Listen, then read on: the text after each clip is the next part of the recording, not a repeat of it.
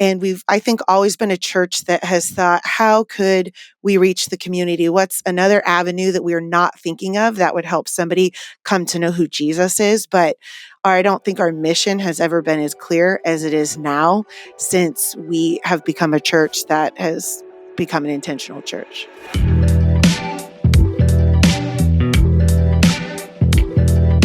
Well, hey everyone, welcome to the Intentional Churches podcast, which gives you practical wisdom and insight into leading your church and aligning to the Great Commission.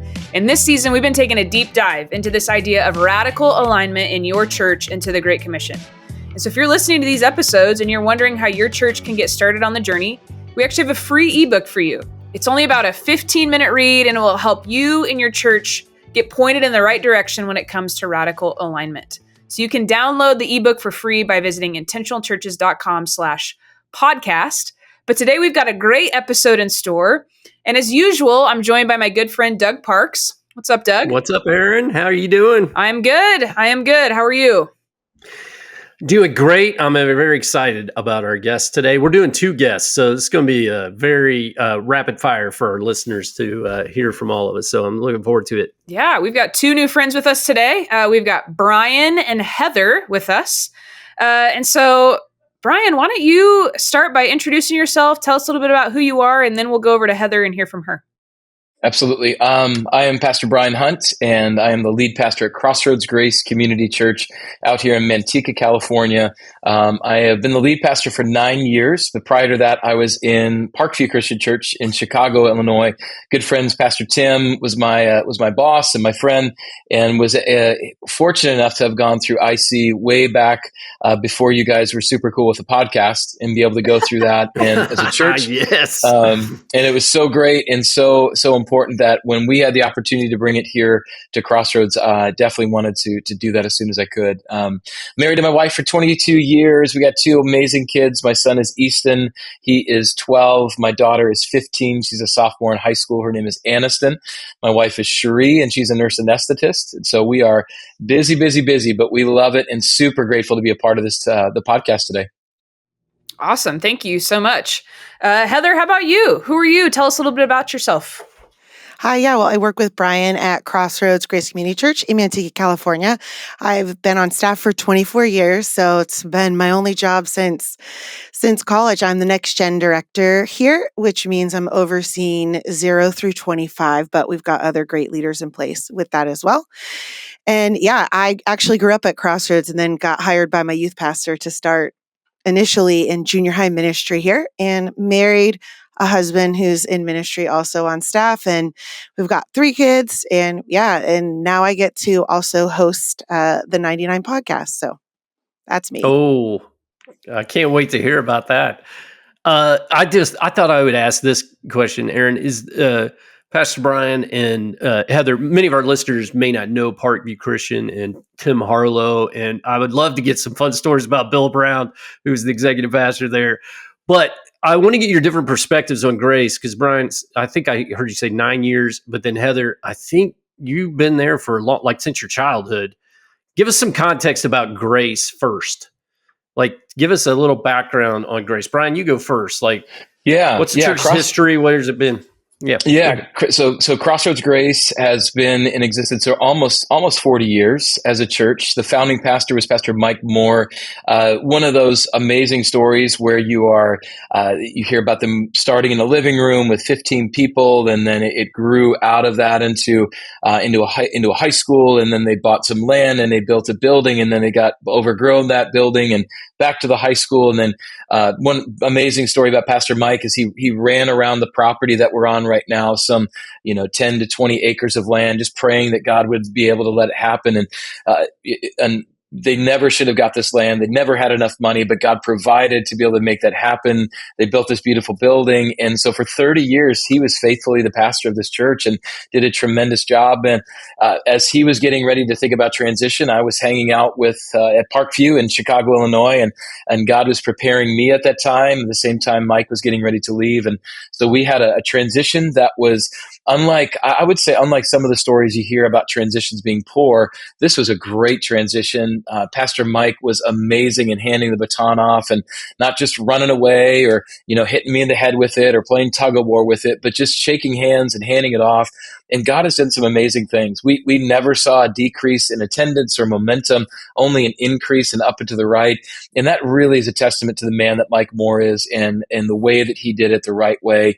Inherited a great staff that just were doing great things. And so I got to really land into an awesome position and working with great people like with Heather, who's got such a heart for students, but has a heart for the church. And it's been impacting this community for quite some time. Now, quick story about Heather.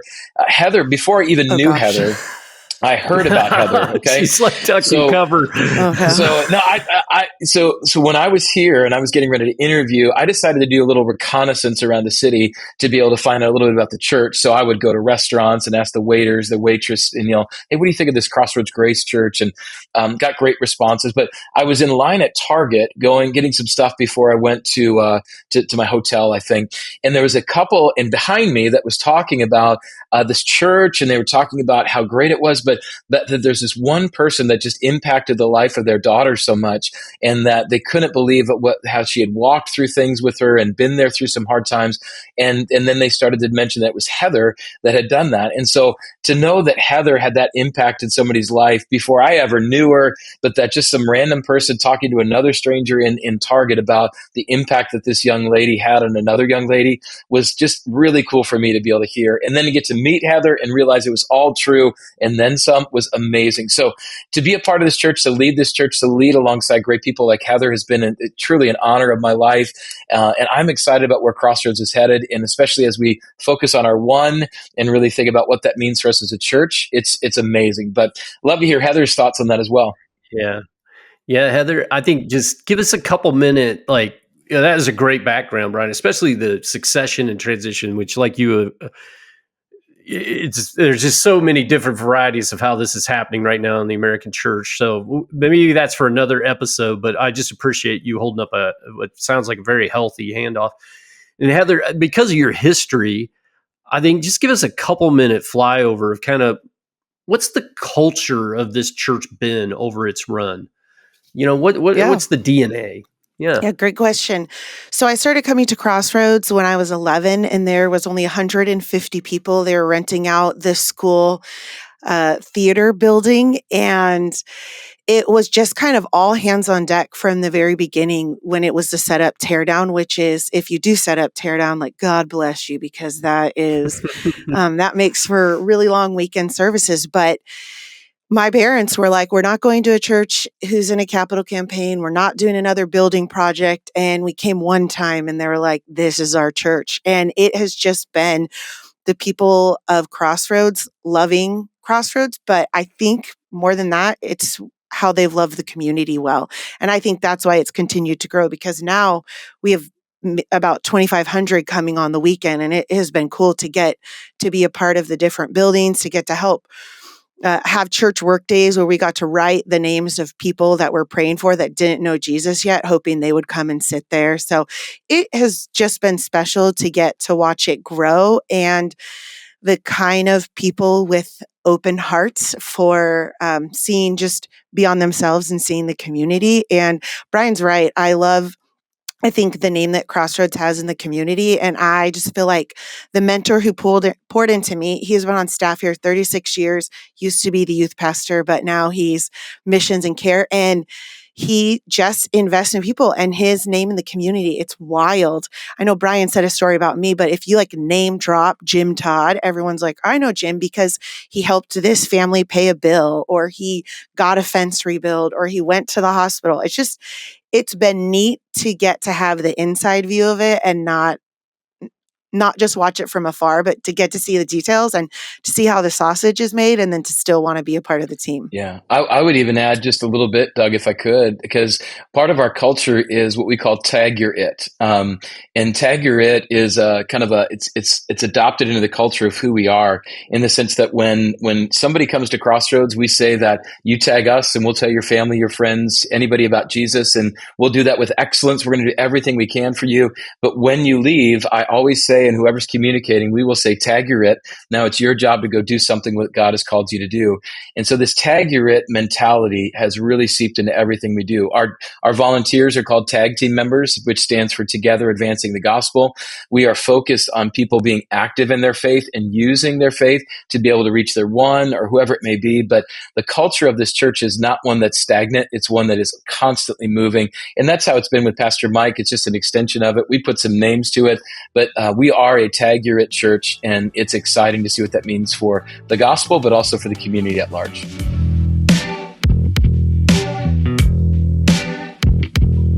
Would you guys mind just sharing with me, how did you become convicted around reaching ones, around reaching people, close to you but far from God? Maybe tell us about some of the early changes you made to really go after ones, and maybe as you do that, just share kind of what worked, what didn't work as you made some of those changes. Well, I'll kick it off, and I want to hear from Heather as well. But I would actually thank COVID for the reason that we have gotten so locked in on the one, because it was at COVID where we realized as a church, and I think churches across the country have said this, that all of a sudden numbers matter differently. And the way that you were doing things before couldn't be the way that you're doing them afterward. And all of us that have preached in front of empty rooms with just a red light looking you in the face and wondering, will anybody ever come back? I think all of us had that moment of, is this what I want to do with the rest of my life? Would I do it if the room was never filled again? What was I really doing ministry for? And it was that conviction of rededicating myself in our church to reaching the lost, reaching the one, that really was critical for that. But we didn't have language around it, and we didn't have a really contextualized way of saying it. So what we did around COVID in 2021, 22, can't remember the exact time, is that we decided we were going to put everything we did up on the racks and say nothing is sacred. We're going to look at everything. We want to be very streamlined in what we do. That's when we were able to bring intentional churches in, and we literally looked at everything and said, why are we doing what we're doing? What is our focus? And as we talked more about the one and how important that is to be centralized on that mission, we set out unapologetically and aggressively to pour that as deep as we can into our DNA as we could. So we modified our mission statement. Our original mission statement is that we exist to lead people to discover Jesus and follow him fully. We changed that to, we exist to lead everyone to discover Jesus and follow him fully. We took a survey of our congregation, and we asked them certain spiritual questions, and we asked them about, hey, how good is Crossroads at developing you spiritually? And 80% of the people said, man, you're doing a great job. We love you. 20% had different answers. But then we started to ask them specific questions. How many of you are in a growth group? Are you leading? How many people know who your one is? Who are you investing in right now? And the percentages switched, that it was 20% of the people we're serving knew who their one is. All of that 80% didn't. So what that showed us is that people saw coming to church as the only way that they were growing spiritually, and not actually engaging with their ones.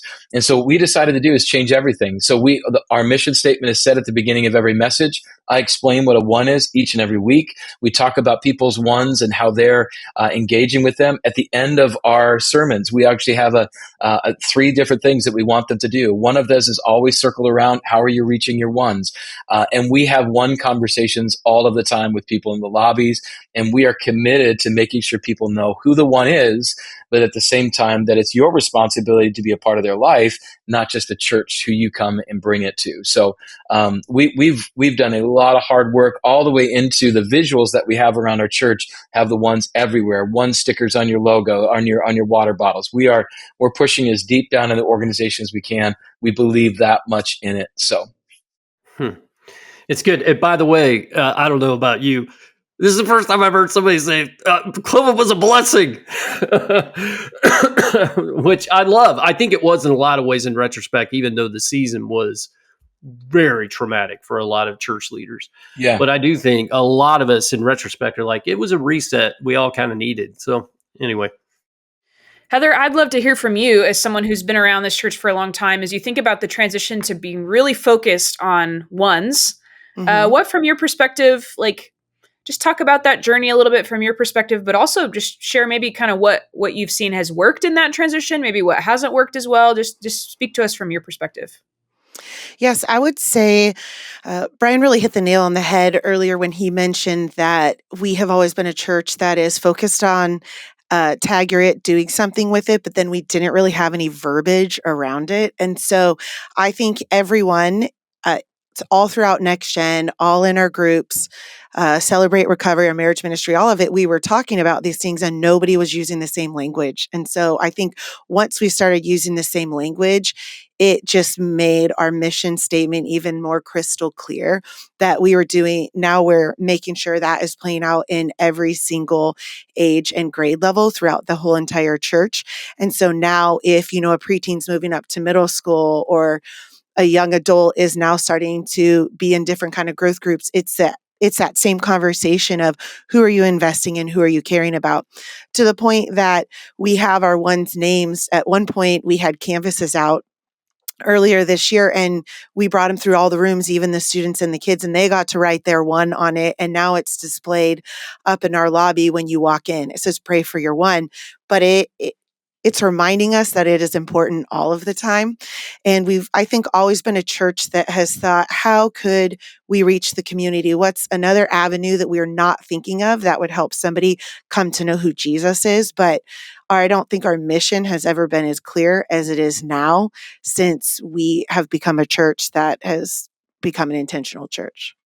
Well, I would say when we talk about things that we missed on, though, because it could, we when we switch gears to the one and we vocalize that, there's always going to be the group that feels like, hey, what about me? I'm not a one. What am I supposed to do? And that as you go through the prodigal story, you have the older brothers, you have those conversations about the people that sometimes are, hey, what about me? So I would say that there was some growing pains when it came to that. And it's not that you don't love the 99. It's just that Jesus was very emphatic about the one. And so when I hear, and sometimes churches can be reflexive when it comes to that, when you start to hear the grumblings or maybe some of the people that aren't focused on the ones or your bigger givers or whatever it may be. Now that wasn't necessarily in our church, but in some churches there could be that reflex where you're like, oh, okay, well maybe I got to recalibrate. I don't want to make the Smiths mad because they're the ones that paid for the pond in the back or things like that. So we certainly had people that were, a little one weary, I would say. But when that changed was when we started to have conversations in the lobby that people were actively using their ones. Baptisms were happening. People were saying, my one just got baptized. I'm so excited. One of my favorite stories, it's kind of when I finally knew that our mission had bled deep enough, is when this lady on a Thursday night service, she ran up to me. She was so excited. She goes, Pastor Brian. I'm like, yes. She goes, my plus one is here. And I'm like, I said, what? And she goes, my plus one, my one plus. I said, sweet, we're not at a wedding, so what are you? She goes, oh, no, I mean my one. And then she went on to say, it's my husband. I've been praying for my husband, wow. and he's upstairs getting coffee. And I said, you should probably be up there with him. She's like, you're right. I'm going to go up there with him, but I'm so excited. My plus one is here. And so I think when people start to use their own language that is similar to the right language, but they're making it their own, to me, that's just a total win. And so now when we celebrate ones getting baptized and people are saying to me, hey, my one got baptized, I can't wait, I'm going to go find another one. Those are when you realize it's worth those hard conversations with people that don't get it, for all the people that do get it, and to know the kingdom of God is swelling because of it. You'll put up with hard conversations all day for that.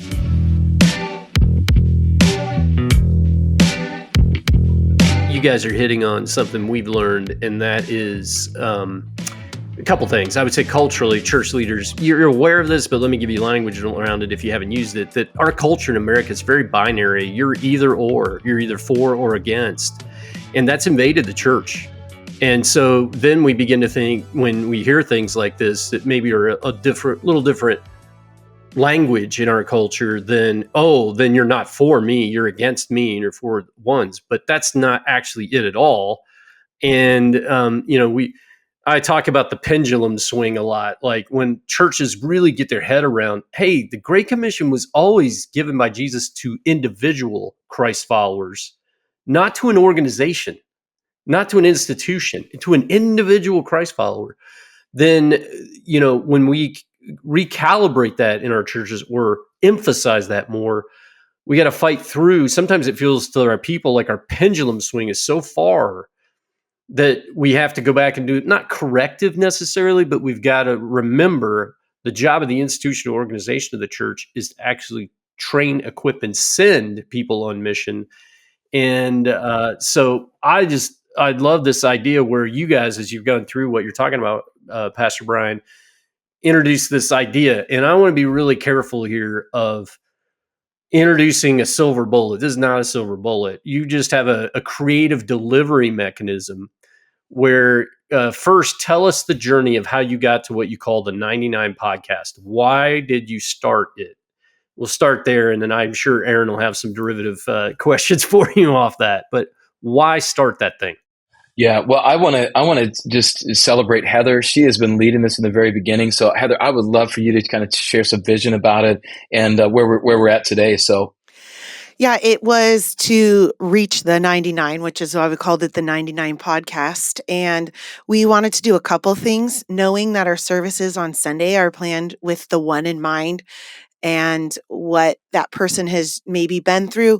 And we try to offer, I think, as probably most people who are communicating do, we call it kind of the different levels of fruit, like low hanging fruit, mid, high. And while you would love to think in our 35-minute sermon on a Sunday that everybody would leave and feel really well fed, we know that Crossroads Chris is our target and who we're reaching out to. And because of that, we wanted to figure out a way to help our people who already have an ongoing walk with the Lord, how to help them grow deeper, how to be able to talk about what we would have said if we had more time during a weekend service. And we really wanted to help everybody grow. And knowing that we had kind of a target audience on a Sunday, we thought, okay, this could be a great way to help other people go a little bit deeper, to unpack something a little bit more, maybe take some time on those verses that you mention and share through, but you didn't get a camp out on. And so that is really how the 99 podcasts came to be, was to be, how could we help our people grow deeper? yeah, and I would say what's interesting is we hear a lot in the culture, in the Christian circle right now, about discipleship. Discipleship has kind of taken the head start on really everything churches are doing, and you're seeing a lot of pivots that are happening around that conversation. And I think it's an important one. I don't want to say that that's not important, but what we wanted to try to do is not lose sight of our one focus, but actually look at our one focus from a different angle, and to say, yes, the 99 is important, but it's not so that they can have this holy huddle, but that we're preparing and equipping the 99 to then go reach their one again, which is what helps to bridge both of those together. And so what we did is we looked at a natural starting point for that, and actually is in the middle of the series that we're looking at the gospel, or the book of Romans, and saying this would be a perfect time with all of that in there, with a 17-week series. It might sound really long, but there's a lot of stuff we won't be able to get to.